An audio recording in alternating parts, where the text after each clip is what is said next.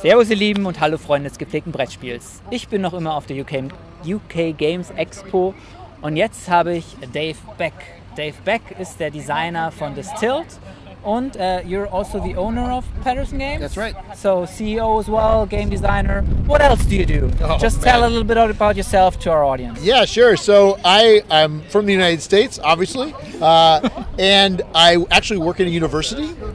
So I'm a director for a School of Art and Design at a university in Wisconsin, and I've been doing that for years, teaching game design as a professor, but also directing that program. And then, in my spare time, I design board games. And how did you get into designing board games? Where did it start?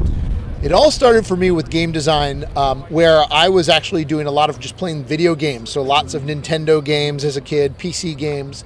That led me into actually doing sculpture as an art that then turned into 3D modeling on the computer because I love the computer.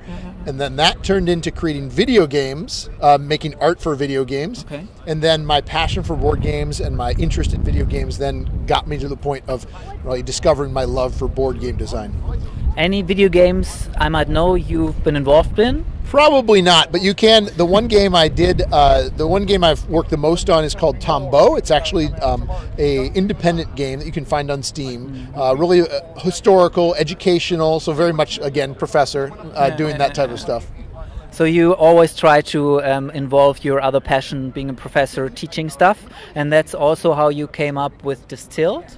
It is, actually. It's connected to that, too. I was lucky enough to be studying and researching over in Scotland and touring lots of distilleries and drinking lots of whiskey, playing lots of board games, and realized that there's no game out there about distilling alcohol, whiskey or any other alcohol.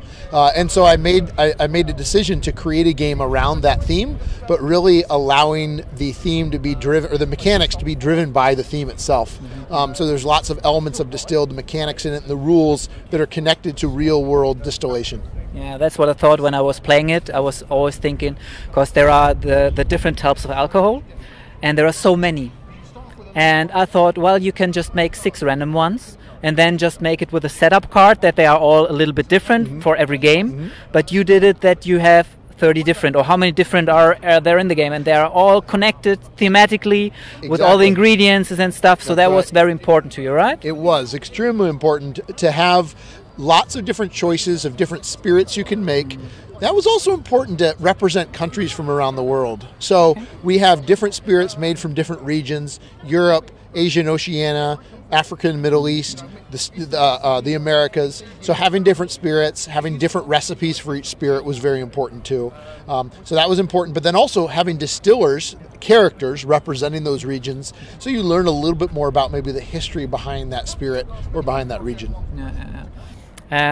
When I played, I had the problem that the most valuable drinks were whiskeys, so you would have to have a casket. And I find the difference between the caskets you can buy in the market and the standard casket is a bit big, so there is no point in going for the crappy casket.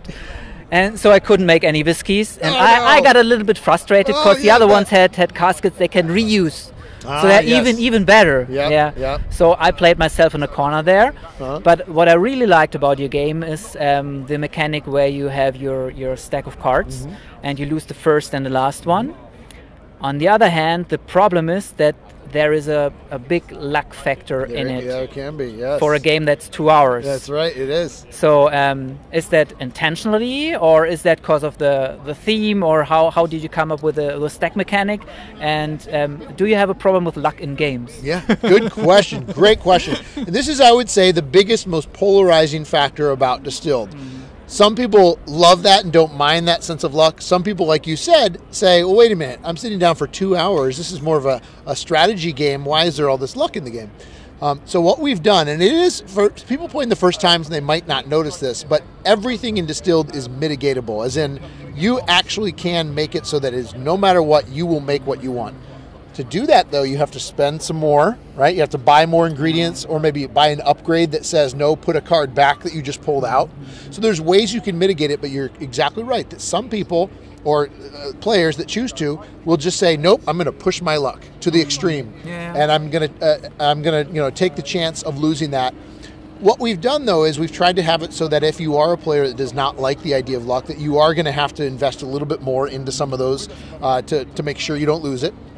And then finally, that backup of always being able to make something. So even if you didn't make whiskey, you can always make something, whether it's usually vodka or moonshine or something else, which it sounds like maybe you did a couple times. Yeah. But with those, although they don't come with as many points, they do come with more money. So we are, again, trying to balance that a little bit, too. Yeah. But yeah, I actually am someone that really does enjoy luck in games, but I enjoy it only when it is kind of like what I said, the player's choice to kind of pursue that. So if a player always wants to live on the edge and push their luck in Distilled, they can. If a player wants to be very safe, it'll take them a little bit more work to get there, but they can do that. Yeah. And actually, I'm doing that same thing with Luthier as well, where there's components in there where if you want to choose to go a strategic route that has a little bit of luck, you can, but you don't have to. Yeah. Good point. You mentioned Luthier. That's a new game you're working on at the moment. It is. You told me that it will get on Kickstarter probably next year around, so you got still a lot to do, but mechanically it's pretty much done. Tell me a little about the game. Yeah, so Luthier is another game. Paverson Games, our next game we're going to be releasing on Kickstarter in 2024. Another heavily thematic game. Driven by the idea of, and Luthier meaning someone who crafts, creates, or repairs stringed instruments.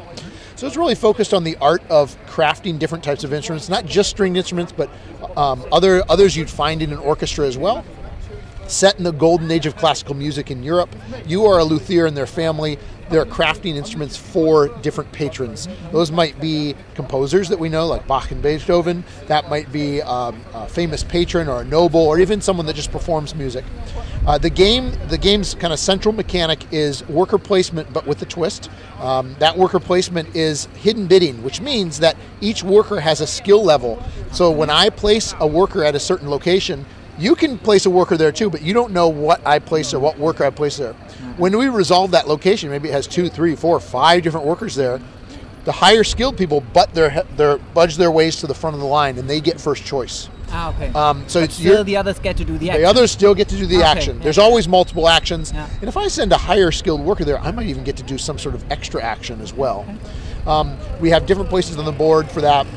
This is going to be co-designed by myself as well as an individual named Abe Burson. And we're really excited. We just announced Vincent Dutrait is going to be doing all the artwork in the game as well. Yeah, that's also a point about Distilled. I hope you don't mind.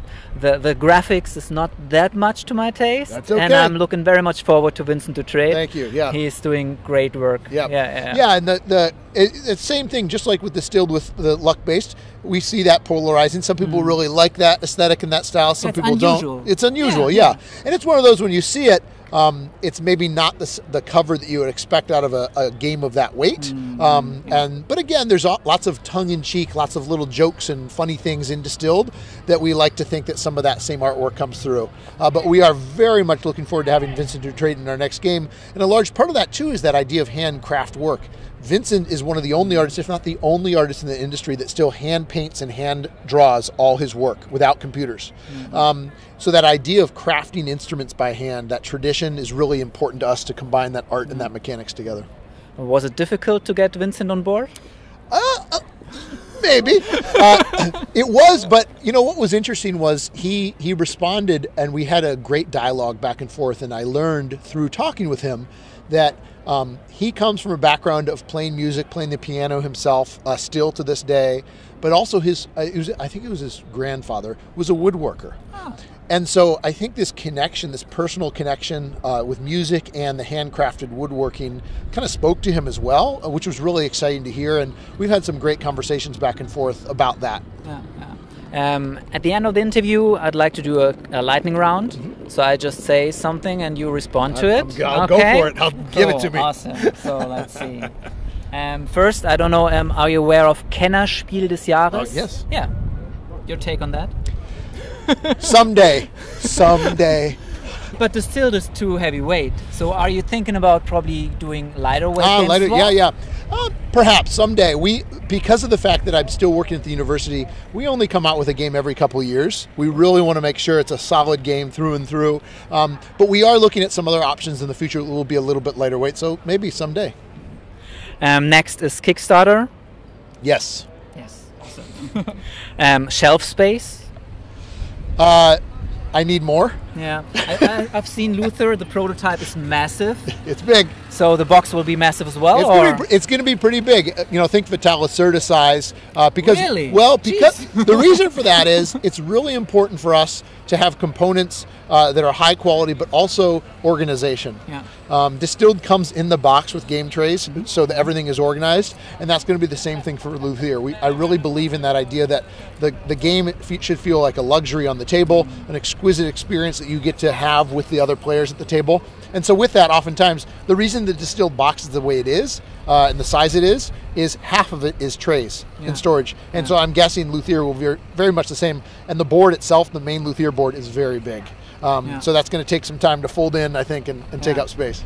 Yeah, I think the trays is the way to go because the audience expects it. Yeah. Yeah, and I think you as the designers or the game producers should try to follow, but it's a lot of additional work as well. It's additional work, it's additional cost, all right? Yeah. So I understand that when someone looks at my game at Distilled or in the future Luthier and sees a price tag, they might say, oh, that's a little too much for a game of my taste, and that's fine. It's not going to be for everyone. It is a game that takes a little bit longer, a lot more investment in the art and the components. I think of it personally with Distilled like a top shelf whiskey, like a really nice whiskey that you want to flavor, taste and savor. But it's not for everybody. Some people might be okay with, you know, the bottle at the bottom of the shelf that's a little quicker, a little lighter, gets the job done still. There was also a very nice touch at Distilled that you had cards, blank cards in it, where you can just write down your own flavor for the whiskey. That's the Kickstarter. Yes, you can write your own flavors, draw a sketch of it, whatever it might be. Yeah. Okay, re-releases. As long as there's enough time in between them. I really appreciate it. If there's been maybe 10, 20 years in between them, we might update some of the art. Or in certain cases, it might be something where politically at the time it wasn't the correct thing to say or do, and how we can relook at that and see how we can update that. Did you hear about the re-release of Gloomhaven? I did. I thought you'd maybe ask that because that just actually came to mind as well. I haven't read a full article on that, but I can only assume that they're doing a lot of probably what they've tried to do with Frosthaven as well.